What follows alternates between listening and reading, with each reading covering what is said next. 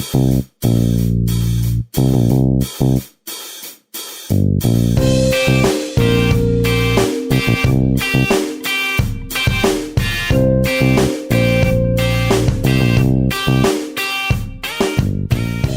there, and welcome back to another edition of the Well and Good podcast. I'm your host, Jay Smack, and this is episode number 2.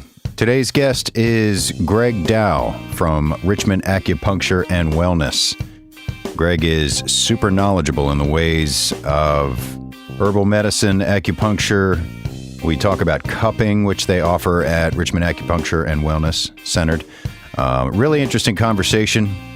Some of the applications of integrative medicine and all kinds of cool stuff. If you're curious about this, join the club. And feedback at wellandgoodpodcast.com. Also on a couple of the socials, Facebook, Instagram, Twitter.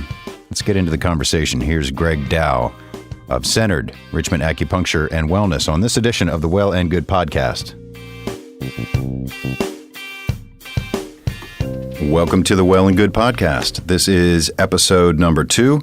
My name's Jay Smack. We're really just feeling our way through this brand new podcast, which focuses on wellness, nonprofit organizations, general positivity, nutrition, exercise. We're kind of winging this in the interest of bringing some positive influence, people with mindful practices and practitioners of those mindful practices, much like my guest today, Greg Dow. Greg, do you have a title you go by? You're an acupuncturist. You're at Centered, Richmond Acupuncture and Wellness. Is there a certain title you like to be addressed as? That's right. So I am a licensed acupuncturist, and the title varies from state to state. In California, you're a medical doctor, and in other states like New Mexico and Florida, you're also a primary care physician. Here in Virginia, your title is simply licensed acupuncturist and herbalist. So in California, you are considered a physician as an acupuncturist? Yes. I didn't know that. And for that reason, we can fully accept any health insurance across the board in California. The reason I didn't practice there, though, is it is such a saturated state. That's interesting. Mm-hmm. Yeah, I guess that's true. A little bit more attentive to the mindfulness industry, which kind of sounds like an oxymoron. That's interesting. Mm-hmm. Well, cool, man. We jumped right into it. Before we get into the nuts and bolts, maybe talk about your training a little bit, what you do here in Richmond, how you ended up here. I think you came from Colorado, correct? Colorado, that's right. Yeah. So I went to a 4-year graduate school, a 4-year year-round program, which also includes sort of a residency afterwards, where you're working in a clinic attached to the school and working with renowned experts in treating pain and digestive issues, treating all types of mood disorders, sleep issues, really from a holistic perspective, which involves looking at the internal triggers for causing disease rather than just numbing out the symptoms. How'd you get started in it? So that is an interesting story. That started in 2003. I started to get pretty severe panic and anxiety attacks that showed up usually as I was getting these heart palpitations and shortness of breath. And eventually it would build and build into sort of this issue where I don't know if you've ever had a panic attack, but it feels like you're dying. So I went to medical doctors at first who tried to push all these drugs on me like Wellbutrin, which for me caused a lot of side effects, and really it wasn't resolving the issue. So at that point, your symptoms, sorry to cut you off, your symptoms continued despite any of these medications, just as if you weren't taking them? Well, it did help the symptoms, but I felt like it wasn't really, I'd have to be on the medication for the rest of my life, basically, the way things were going. Let's get back to what you were prescribed. I'm curious for people who might relate to how you were feeling, because I have had episodes that feel more like detachment and vertigo and sudden being unaware of exactly where I am. I don't know what that is. Maybe it is vertigo, but I've heard people talk about panic attacks, and to me, based on the episodes I've had, and I don't think it's anything clinical. I think maybe I just got dizzy, or proprioception, I think, is an event that has to do with balance in your inner ear. So maybe it's something like that. But for people who might be able to relate to what you were feeling, can you describe it a little bit? Perhaps they're like, that was me, and they'll seek some help. Yeah. So on medications, I don't know if I react differently I'm sure I do react differently than everyone else because everyone has very unique biology. But for me, I just felt sedated all the time, and I didn't like that feeling. What about the actual anxiety attack? Yeah. Is that possible to describe? Yeah. Like I said, it started as shortness of breath and heart palpitations that almost felt like the world was sort of crumbling in on me. I don't know the best way to describe that, but felt like I was dying. Okay, so the medication wasn't doing anything for you. What was your next step? So my next step was to look into different options, and I found this acupuncturist in my area who really had this great reputation for solving a lot of complex problems like this. And on my first treatment, I remember he sat me down and asked me questions about absolutely every part of my body and how the symptoms were showing up and how they started initially. And then he checked some symptoms on, like checking my radial pulse and looking at my tongue and looking at and palpating different parts of my body. And what he said that the issues with anxiety is coming from my heart. He said that just from feeling the radial pulse, you can tell how well the heart valves are functioning, which makes sense because you can actually, the first part of the pulse that you feel on the fascia, on the outside layer of the skin, is the actual sonic pulse of the valves closing. So he said that I have a minor heart valve issue that is triggering these panic attacks, these anxiety attacks. And it makes sense because the heart is so closely tied in with the central nervous system that if you start to have these cardiac events, it's almost always going to trigger some form of anxiety. So is that your brain perceiving a threat? That is, I think it's a little more primal than that even, in that it's the heart functions on its own from the central nervous system. And if you're getting these dysfunctions, then it's going to cause this chain of reaction that causes anxiety. So you went to see him. Was the acupuncture your next step? So yeah, my next step after that was to get that confirmed by a cardiologist, which it was confirmed that I had a mitral valve prolapse. And cardiologist said it's pretty minor. It's probably not worth treating, but we'll keep an eye on that, and maybe sometime down the road we'll end up treating that. But really, from the perspective of the holistic doctor, this heart issue was triggering my anxiety, as well as other problems like I had trouble staying asleep. So his proposal was that I come in every week and get acupuncture and take herbal medicine to really get the inflammation down in the heart valve. So I really made that a point to do it every week, and the more I went in and the more I took the herbal medicine, the less heart issues I started to get. And my anxiety just dissolved away into nothing. What was he giving you, the herbs? Do you remember? Well, this was before I went to Chinese medical school, so I'm not sure. But just kind of took his word for it. Yeah. Wow, so that helped? So that helped. And how long were your acupuncture sessions, and is there a norm, a standard session length? And I can only speak from my experience, and it's usually about an hour. Yeah, so the first appointment is a little longer because we need to get a lot of information about how the symptoms are showing up and asking questions about everything from sleep patterns, specifically like when you're falling asleep and when you're waking up, and lots of details on digestion, if you're having digestive issues, how are those showing up specifically for you? Issues with specifically related to whatever symptoms going on, and just getting a lot of detail about how that feels. Like, for example, pain. Pain is not something that everyone feels. Pain is something that everyone feels differently. So we need to get the information about, is it a dull pain? Is it a achy type of pain? Is it a shooting pain that moves from one area to another?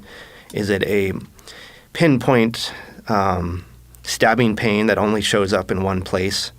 And from this information, we'd be able to predict pretty accurately if it's coming from a nerve or a muscle or a tendon that's being inflamed.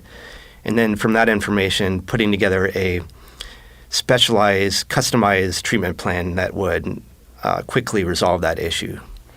You're sort of touching on my next question as we move further into the conversation, which is to understand a little bit more about Chinese medicine in general and why someone would go see an acupuncturist. You touched on several of them, but in looking at your website, there's a huge list, and it's basically everything that Western medicine would address, short of obviously surgery or something like that. And I don't know what the right disclaimer is, but obviously we are not giving medical advice here, and we urge anybody who's looking into any sort of therapy or acupuncture or alternative medicine or any other medicine to talk to their physician first and foremost before they do anything. Right. It almost seems like it doesn't need to be said, but it does need to be said. So at any rate, a little bit more about Chinese medicine and why somebody might go see an acupuncturist. Yeah, so usually when people come into our office, they have something specific that they want to deal with. We get very few people who come in for just a relaxing therapy. Usually that you could go to a massage therapist or someone like that for that. So acupuncture is a progressive therapy that works on physical tissues in the body.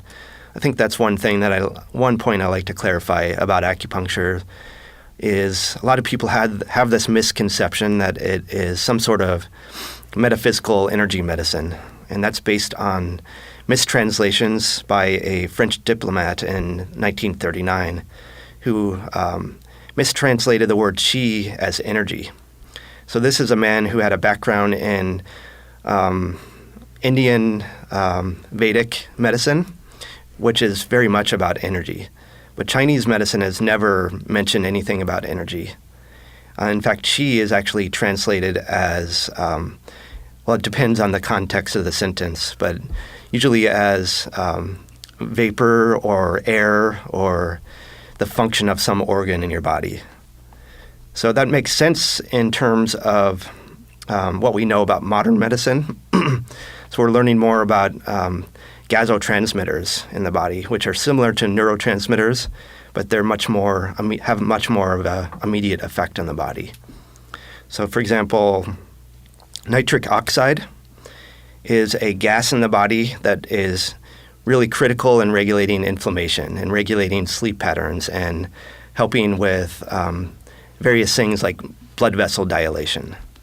So if this is dysregulated due to diet or stress or whatever the case may be, then it can cause issues like pain.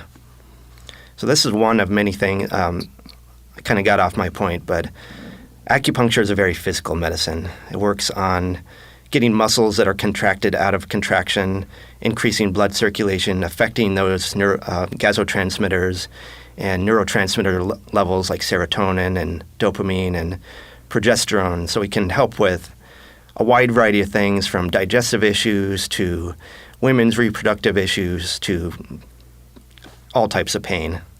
Do you have thoughts, speaking of, you were talking about inflammation and energy, of different types of food as far as the Eastern approach? Some are hot foods, cold food, and by that I mean their energy, not just spicy.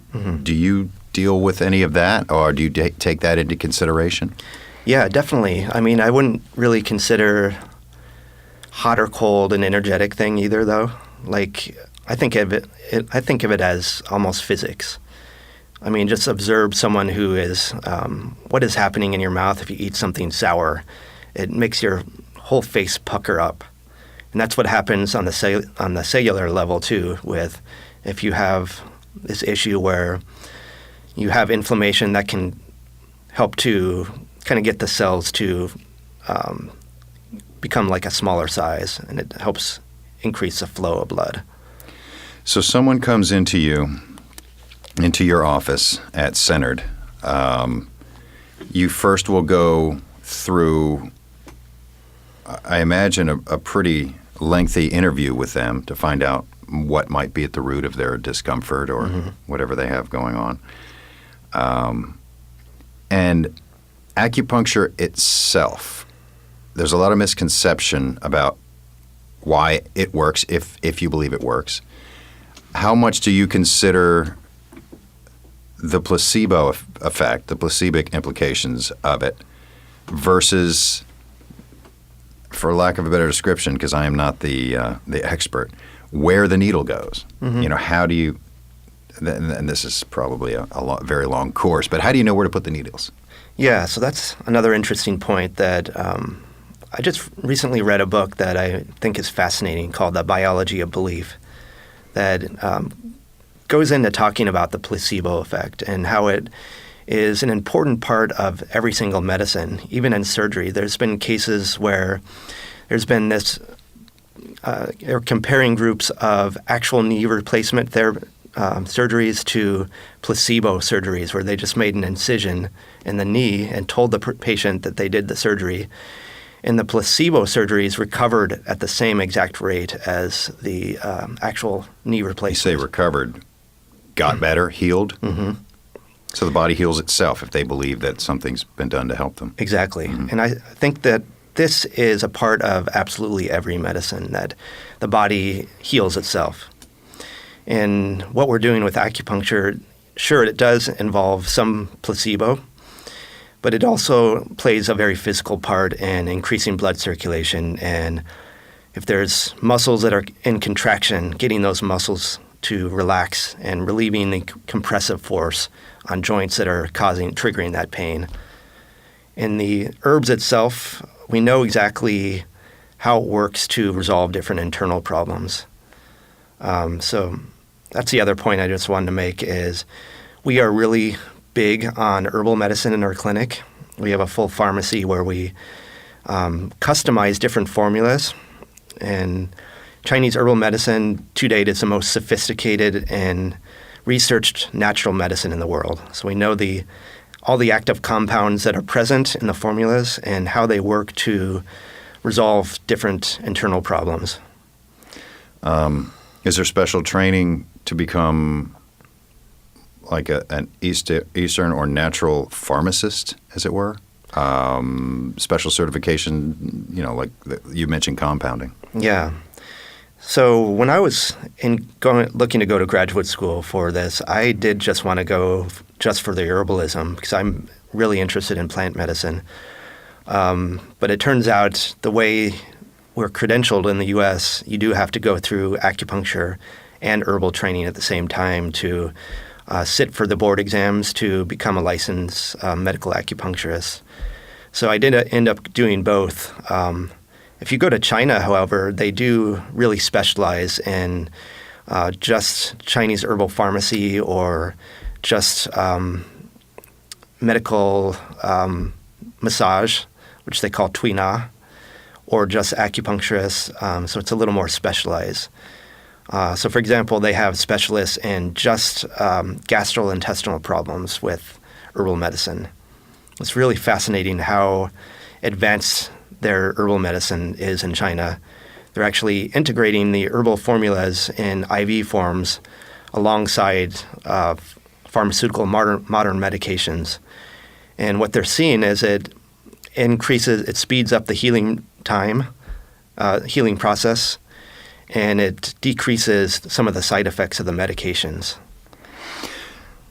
This might be outside your scope of knowledge, but I'm sure you're familiar with it. What's the relationship, for example, in India, where they use so much curry and turmeric in their food, and there's very low incidences of cancer, inflammation, Turmeric is often used to treat inflammation, which they say is one of the biggest enemies of the body. Are you familiar with what I'm talking about? Turmeric is actually one of the herbal medicines that we use in one of several formulas.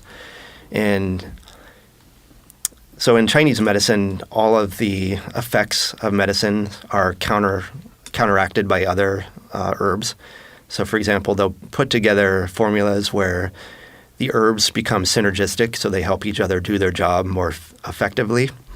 And other herbs help the body absorb the herbs, so they become much more potent and faster acting.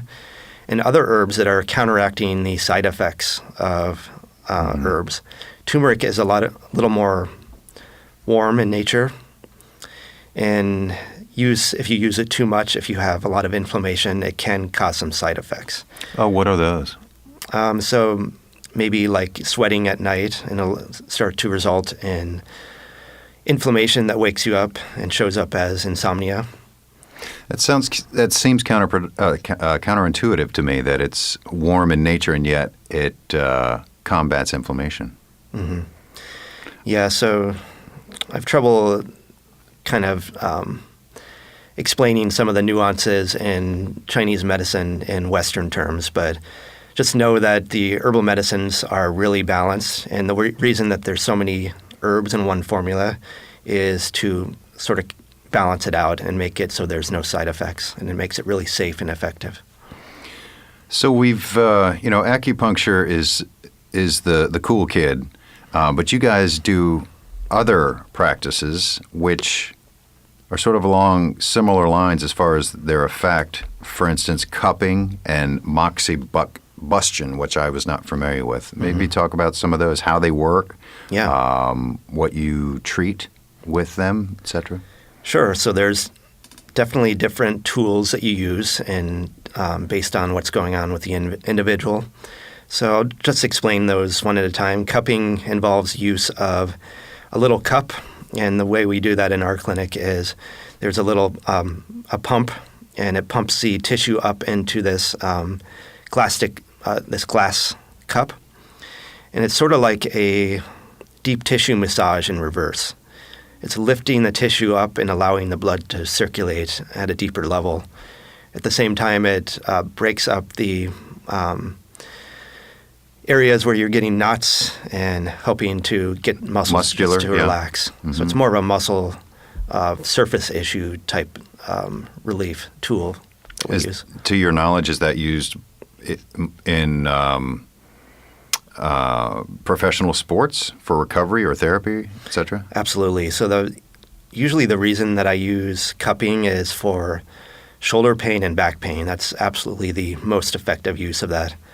And you'll see a lot of the Olympic athletes, I can't remember his name, the professional swimmer. Michael Phelps? Michael Phelps, yeah. A lot of people were talking about him because he had these red marks on his shoulder. Right, I remember that, yeah. And that's kind of, a lot of people are interested in cupping after that. You guys get a run on your cupping requests? Yeah. Interesting. How about some of the supplements that have been popular for a while, like, say, fish oil? Is that something that you use, prescribe, believe in? What? Yeah, so the thing you have to realize about supplements is just like any fad crash diet, anything in excess can be detrimental. So if changing anything drastically in your body will create a ripple effect. Fish oil is great for inflammation, and there's been studies that show that it's really an effective tool in reducing things like the incidence of onset of dementia. So it helps your brain function. But it also creates some other issues. So it creates some phlegm, some biofilm in the body, which we call phlegm, which causes other issues down the road. So that's the good thing about Chinese medicine is we use a substance like fish oil, for example. We would balance out the negative side effects of that with other things that kind of do the opposite of that. What would be the purpose of the accumulation of phlegm? It sounds like the body's trying to purge itself of something. Are there byproducts in the fish oil? Exactly. So phlegm can show up for a lot of reasons, but it's usually because there's inflammation.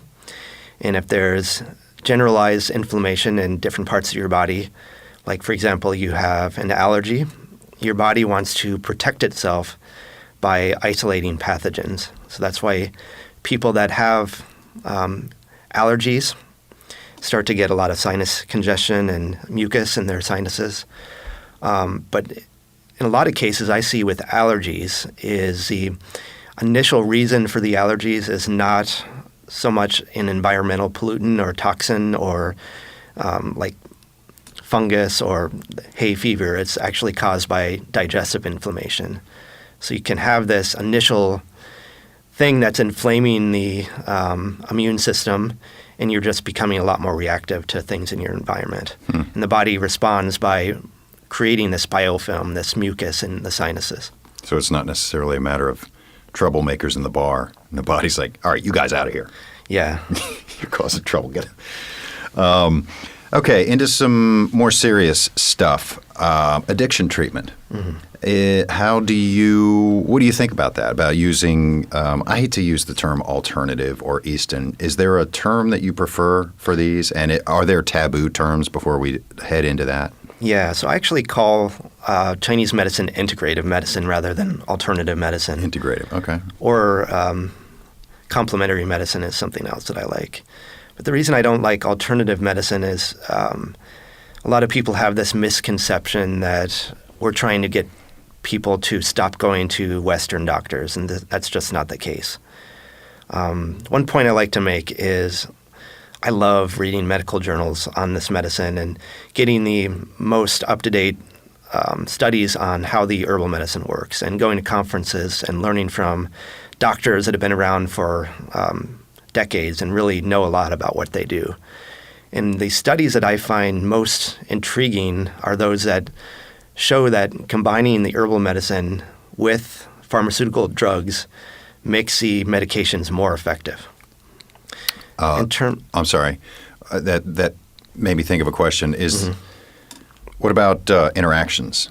Is there a big threat there with the integrative medicine and the pharmaceutical medicine?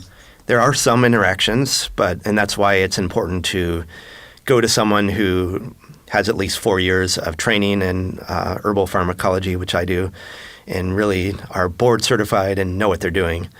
In most cases, there are very few side effects with herbal medicine and pharmaceuticals, but the biggest ones are like blood pressure medications. So you have to kind of be careful with some of those, and some of the blood thinning herbal medicines that move blood. So you can create some problems with that. Bottom line, consult your doctor. Always consult your doctor. Consult your herbalist and doctor, yeah. Okay, back to addiction treatment. How I'm definitely a novice, so the terms may not, be accurate. But how would you go about, or why do some integrative medicine techniques work with treating addiction? Yeah. So first of all, I am really excited about acupuncture right now because I think it has a huge role in solving some of our problems with opiate addiction. Obviously, we spend a lot of money on treating people with opiate addiction, and it's sad to see how many people go down that dark path and become addicted, and how much that really negatively affects their life and their relationships and their job and their chances of really getting ahead in life. But I read a lot of studies, obviously, on acupuncture, and there's been several meta-analyses comparing acupuncture and herbal medicine treatments with opiate treatments that show that, well, in the first 3 days, the opiate medications are more effective for treating the pain. But after that, in days 4 to 10, the acupuncture treatments become much more effective than the pharmaceutical interventions. So there is a lot of data showing that Yes, the acupuncture is slower acting for pain, but it does, in fact, have a very positive role in solving some of our pain problems in this country. And then we have herbal medicine that is really effective in treating the side effects of withdrawal from opiates, which I'm really excited at talking about. So the acupuncture treating pain, you're targeting pain centers in the brain from other parts in the body? Yeah, exactly. So there's been a lot of studies and theories about pain and pain signaling. And basically what happens is you have these different nerve fibers that are connected to the spine called proprioceptive centers that send a signal to the midbrain. And the midbrain releases these opiates called enkephalins and endorphins. And they're sent back through the blood, and they attach to pain receptors at the site of the pain and at the spine. And the thing is, if you have chronic pain, you start to get what's called centralization, where your body the area of the pain starts to get bigger and bigger. And there's a lot of factors in this, like stress and your emotional connection to the pain itself. So there's going into pain, talking about pain gets really technical, but what the acupuncture actually does is we're sort of jump-starting the proprioceptive signal and causing the midbrain to release more opiates. So really we're affecting your bodies to regulate its own pain signal again and getting your body to remember how to relieve the inflammation and stop the pain itself. There's nothing in the acupuncture needle that triggers that. So I guess the treating addiction is sort of along the same lines, targeting perhaps the pleasure centers in your brain and limiting the craving, or? In different ways. I mean, there's herbal medicines that help with anxiety. That it's the reasons for anxiety from addiction is complex. Part of it has to do with inflammation. Part of it has to do with getting the body temperature under control, because a lot of people that are withdrawing are getting sweats. They're sweating a lot. They have increased body temperature, and for that reason, they're not sleeping at night and having all these issues that are coming up. The herbs that we're using are not necessarily like medications that are sort of stimulating the pleasure centers of your brain, as much as just getting the worst of the symptoms under control, and then using the acupuncture more to stimulate the pleasure centers of the brain and jump-starting the release of opiates, your natural brain opiate. Have you tried other forms of wellness practices? And we'll explore a number of those here on this podcast, but including flotation therapy. Dr. David Berv of the Float Zone was on here, the Wim Hof method, meditation, et cetera, et cetera. Absolutely. I go to Float Zone monthly, and I love it. So I think like for me, I get stressed out pretty easily, and then that leads to sleep issues. So I think like floating and getting your body into this natural rest and relaxation state is essential for just giving your body a reset. Do you regularly get acupuncture as well? I do, yeah. At centered where you're based, who gives you acupuncture? Usually Megan Hodge, who's the owner of Central Richmond Acupuncture, but I also regularly take herbal medicine, and I think that's a huge part of what we do. And like I was saying, I love herbal medicine. I mentioned it earlier as we were getting ready. What are your thoughts on, say, medical marijuana or CBD oil, some of these new therapies that are coming out? And do you kind of see it along the same lines? You know, chilling people out goes a long way towards helping them, or do you think there are medical applications? Yeah, I'd like to see more studies on CBD oil. I think it's fascinating. I do read a lot about different cases, and one of the things that we are becoming sort of a leader in Richmond is treating fibromyalgia. And a lot of the fibromyalgia patients have decrease natural cannabinoids in their body, which can be taking CBD oil can really help for that. So that's part of our treatment process, is to give them a potent and really good source of CBD oil. In terms of medical marijuana, I think, again, it can be helpful, but just like alcohol or overtaking any medication, it can definitely cause side effects. Mm-hmm. Yeah, definitely. There's always a price to pay somewhere. Mm-hmm. How about adverse effects? Things people should be aware of or be careful of when looking into acupuncture or cupping or practices that you offer at Centered? Yeah, so that's the best thing about acupuncture, I think, is it's very painless and risk-free, and some of the therapy can have immediate effects. And so what it does is it gets your body, again, to release these natural opiates, and you enter this very relaxed state. Most people will fall asleep during the treatment, and there's no side effects whatsoever with the acupuncture. The cupping can sometimes leave a little red mark, like I was saying. And in terms of the herbal medicine, there can be side effects, but that's why you need to talk to a licensed acupuncturist and herbalist who really know the pharmacology of the medicine and how they interact with different medications they might be on, and how to avoid the pitfalls of the herbal medicine. What's the biggest pushback you get? I would think it's the needles themselves, from people who are thinking about trying it. But I hate needles. I could never do that. Yeah. So sometimes when I do talks in public, I'll bring needles with me, and I'll just do this demonstration on people. And sometimes it'll be hard to get people out of the crowd to be brave enough to come up and get a needle in their arm.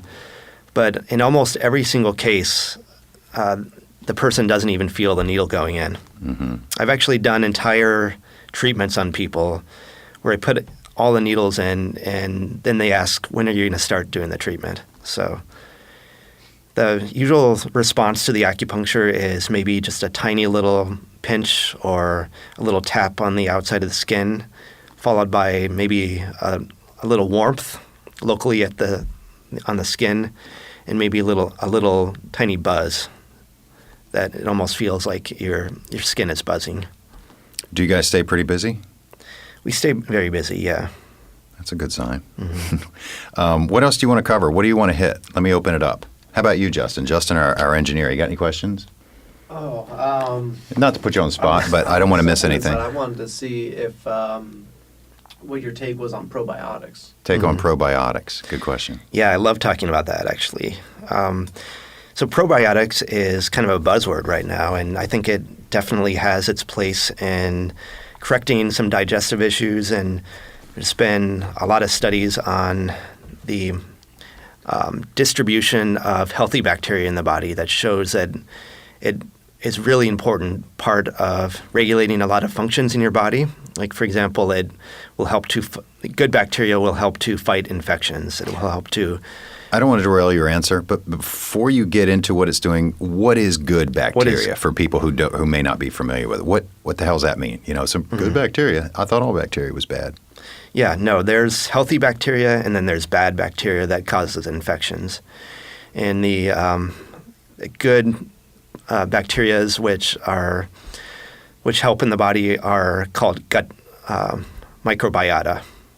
So they have existed for thousands of years, and they've evolved your intestines so that they help to actually assimilate certain vitamins. There's certain vitamins like vitamin K and certain B vitamins that are absolutely essential for your nervous system function and blood clotting factors that you actually cannot utilize without healthy bacteria. So if something happens where you overtake medications like ibuprofen, or overtake, something that changes your flora of your intestine, your bacteria in your intestines, then you can get this overgrowth of bad bacteria that inhibits the assimilation of these vitamins that regulate your different systems in your body. So it can cause all these symptoms that show up together and cause everything from pain to sleep issues to depression. Since we're just wrapping here, what's your opinion on too much water? And I had a friend recently that she wasn't feeling well, and she drank water, and she ended up having a seizure. Mm-hmm. She upset the electrolyte balance in her brain. Mm-hmm. Do you know anything about that? Yeah, so just like I was saying, there's a balance to everything in the body. So there's an interesting book that I love called Live in the Balance, which is talking about Chinese nutrition. And the first part of the book talks about all these fad diets and like keto diet and a long list of diets that we have. And basically the long-term effects of negative side effects that these diets have on the body. Whereas looking at the body from a holistic perspective and understanding that there's everything has medicinal effect in the right amount, even like alcohol has medicinal effects. But if you take too much of it, it starts to cause all these other side effects. So just knowing the right balance for everything is the key in Chinese medicine. What do you think people come in to be treated for the most in your practice? Is it just the good old anxiety? Because that's what you hear with acupuncture the most. Yeah. So I do treat a lot of anxiety just because that is what I've done the most research on myself because of my own background. But I would say that probably back pain is still the main thing I treat. And is that primarily muscular, or can it be? It can be anything. Musculoskeletal and. So even if it's a joint issue like a herniated disc, a lot of the times the muscles surrounding that joint will be in spasm. They're trying to protect the joint from going further, damaging that tissue further. So what we can do with acupuncture is affect the area of the muscle and getting the muscle to contract and release and taking the compressive force off that joint. And just by relieving that pressure from the joint, you can play a huge role in resolving the problems that are coming from nerve compression. Analogous to core strength. Core strength helps everything. But I see lots of types of back pain that are coming from muscle imbalances or coming from issues because your one group of muscles is not strong enough and other muscle groups are becoming too contracted. Or you can get referral pains from another part of the body altogether. I see that all the time. Man, we could keep going. What haven't we hit? Anything you want to hit that we haven't? We're not necessarily out of time, but we'll open it up if there's anything else you can think of. I'd like to have you back. I'd love for you to come back, especially we were talking about a roundtable discussion with various wellness practitioners and to sort of compare notes, compare and contrast, et cetera, but is there anything we missed that you wanted to hit? Yeah, so I just like the three things that I talk the most about why our therapy is so effective is blood circulation, digestive issues, and inflammation. So these are the big picture bullet points that can really affect a lot of different things, from your ability to get to sleep and stay asleep, to pain signaling, to depression and anxiety, to all types of pain that's coming from inflammation in the body. By correcting these things through herbal medicine and acupuncture, we can have such a dramatic effect on not only just the symptoms that they came in for, but a lot of the other symptoms that the patient didn't even know were connected to that symptom. So that's another point that I wanted to make is when we diagnose someone in Chinese medicine, it's always based on a group of symptoms that always show up together. This has always been observed for thousands of years. So like, for example, we'll see acid reflux that starts to irritate nerves and cause sinus issues, and long-term causing anxiety as well. Or maybe it's something like back pain and knee pain and digestive symptoms that show up at the same time. And that's because there's this imbalance that's going on internally that can be corrected with Chinese herbal medicine. And just by giving very customized formulas for each individual, we can resolve all those symptoms at the same time. Cool. Yeah. Well, thanks for being here, Greg. It's been so fun. Thanks for inviting me. Absolutely. I'm fascinated by this topic and topics like it, and it's great to get an expert in here. And half the time I'm just asking for myself to satisfy my own curiosity. Oh, yeah, So of course. I appreciate you making time. Yeah. And we'll have you back for the roundtable, and please do come back. I look forward to it. This has been another Well and Good podcast. My name's Jay Smack. As always, talk to your doctor first. We're not endorsing any sort of practice. We're just having conversations about Greg Dow and Centered Richmond Acupuncture and Wellness is where you're from. And this was recorded at Red Amp Audio. Justin Curry is our engineer. Thank you for listening, and we'll see you next time.